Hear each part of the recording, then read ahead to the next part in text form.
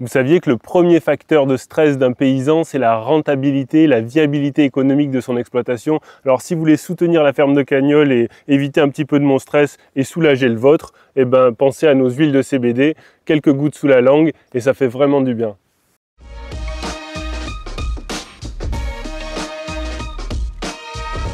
Donc là, on va prélever une motte pour faire un test VESS. Donc ça, c'est un test avec tout un protocole qui nous permet d'avoir une note en fonction de la porosité du sol.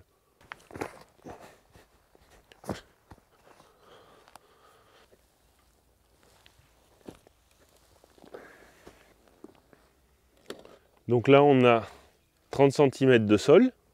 Et du coup, on va regarder un petit peu comment est structuré le sol. Donc là, on peut voir deux horizons, mais l'horizon superficiel avec quand même une couleur très foncée, puis à partir de là on voit qu'on est sur des couleurs un petit peu plus claires et donc plus représentatifs de la partie minérale de notre sol. Donc on va regarder comment est structurée la première partie et on va mettre du coup une note en fonction de la porosité de cette partie-là, avec 1 étant la meilleure structure et 5 la plus mauvaise, et on fera pareil pour le deuxième horizon, plus en profondeur. Donc là on va à peu près avoir 20, alors au début on a presque 20 cm là de première partie et 10 cm du deuxième horizon.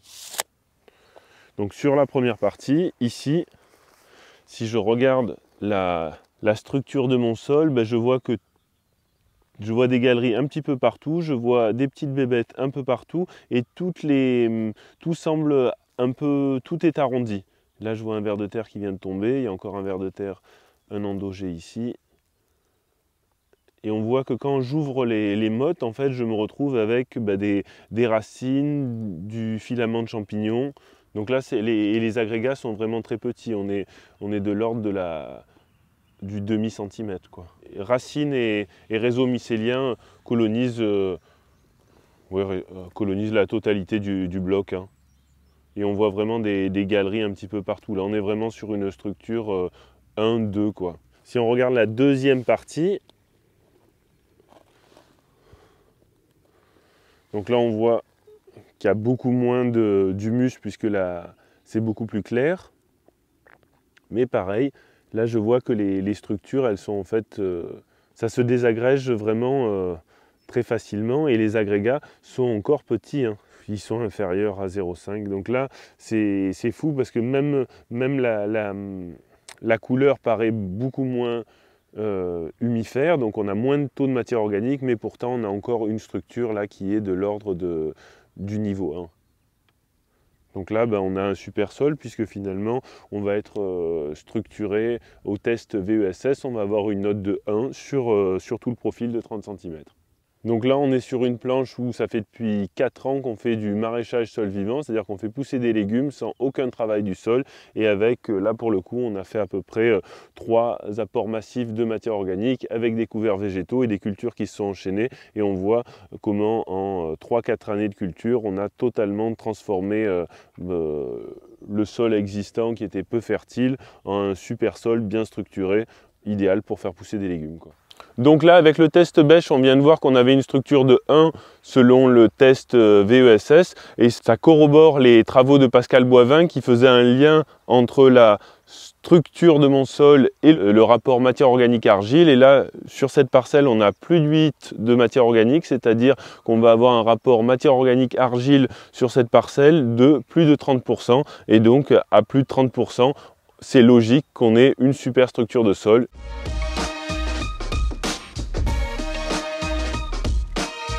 Donc là, on va venir prélever une motte de terre pour regarder un petit peu la structure. Et ça, on va faire ça avec une bêche. Et on va essayer de descendre à peu près à 30 cm de profondeur.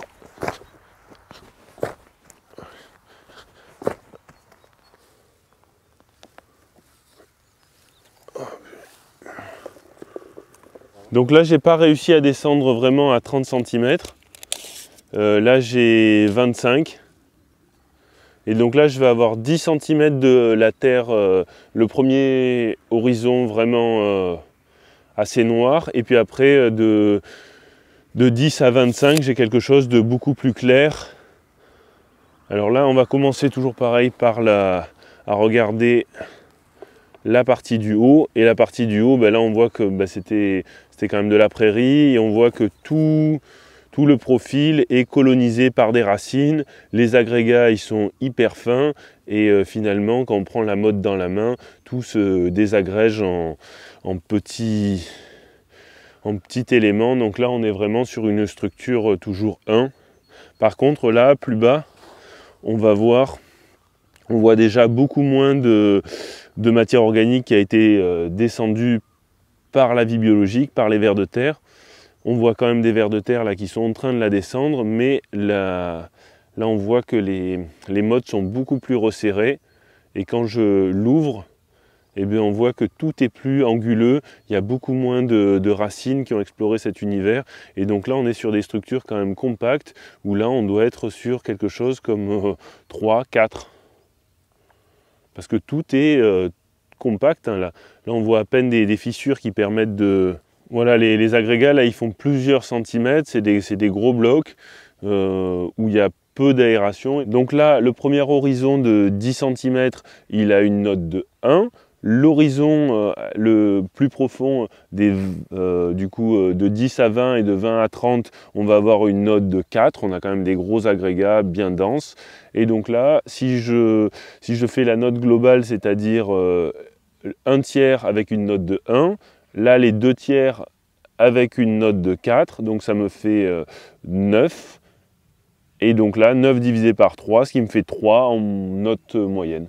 Et 3, donc on est à peu près sur une moyenne entre un sol, c'est vraiment la frontière entre un sol avec une belle structure et un sol avec une très mauvaise structure où ça va être difficile pour les plantes. Donc là on est vraiment sur un intermédiaire.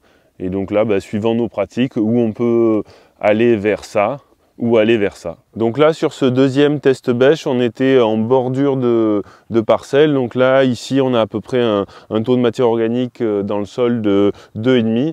Et donc voilà, avec 2,5 sur un endroit où on roule des fois avec le tracteur, on avait une structure selon le test VESS de 3.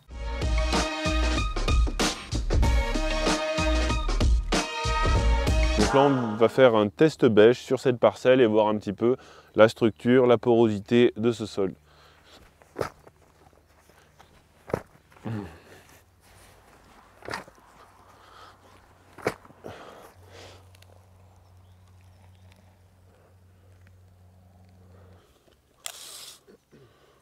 Donc là, on a bien notre mode de 30 cm.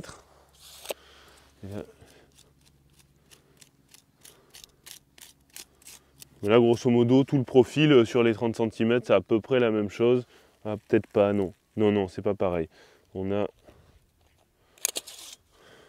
on va voir les 5 premiers centimètres qui vont être différents, puisque là, c'est là où il y a le système racinaire de la prairie. Donc là, on est sur une note de 2 sur le premier univers, qui est en fait les 5 premiers centimètres. Donc là, la motte, elle se tient quand même bien. On va arriver quand même à l'ouvrir. Voilà. Et on voit qu'il commence à avoir des racines qui descendent, mais pas tant que ça. Que les systèmes sont... Du moins, les blocs sont gros.